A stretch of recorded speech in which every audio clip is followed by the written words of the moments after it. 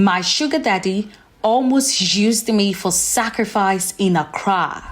Hi, I'm Ms. B and I bring to you interesting stories. So if you love interesting stories, do well to stick and stay with me. Let's get right into today's story. Hello, Ms. B. I want to share my story to the world, especially to the young girls here that don't want to work for their own money, but rather want to follow big men for their money. These monies are blood money. They sacrifice humans for it. And when their pockets run dry, they will kill you and use you for their rituals. After university, life was hard for me in Accra. I come from the Ashanti region. That's where I grew up and schooled. Then after high school, I had admission to a university in Accra. I won't want to mention name. After NSS, I didn't want to go back to the Ashanti region because there was nothing good about my home. So I decided to hustle in Accra. It wasn't easy, and I didn't even have a place to sleep at night. I was sleeping in one woman's saloon after she closed from work every day. I even told her I would love her to employ me, but she told me she would charge me 1,000 Ghana cedis to train me, and I didn't have the money.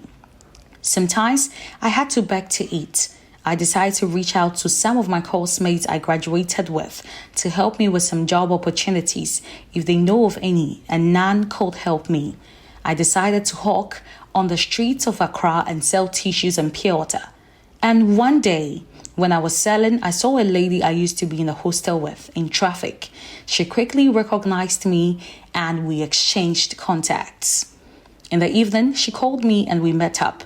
She told me to come to her place. She was living in a 2-bedroom house in Accra, and she had a car too. I asked her how she made so much money all of a sudden, and she said she will show me the way. She slept with big men for money and fraud boys as well. She told me apart from that, there's no good way of making quick money, so I should think about it. She even told me I should move in with her because I didn't have a good place. I was sleeping, and I did. Within a month, this friend of mine changed my life. I was still thinking of agreeing to sleep with men for money. After 6 months of staying with her, she told me if I'm not willing to do what she told me, I should pack out of her house because she's spending a lot on me. I didn't have any choice, so I agreed to it. She started hooking me up to different men every weekend. I sleep with 5 men in a night. Wow, 5.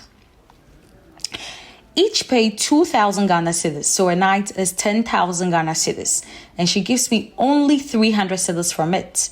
She told me for the past 6 months she has spent a lot, so I need to pay her. And again, I was living under her roof, so some of the money will cater for her rent. I wasn't happy, but I had to succumb to it. Weeks later, she introduced me to a man. He told me I would spend the whole night at the hotel with the man and he would give me $1,000 every night.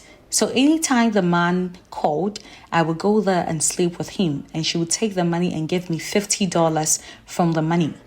There came a time where we quarreled because of this and she told me that they were her clients, so she takes a greater percentage and if I don't agree, I should stop working for her. But I couldn't. Ms. B, this is when the bad day came.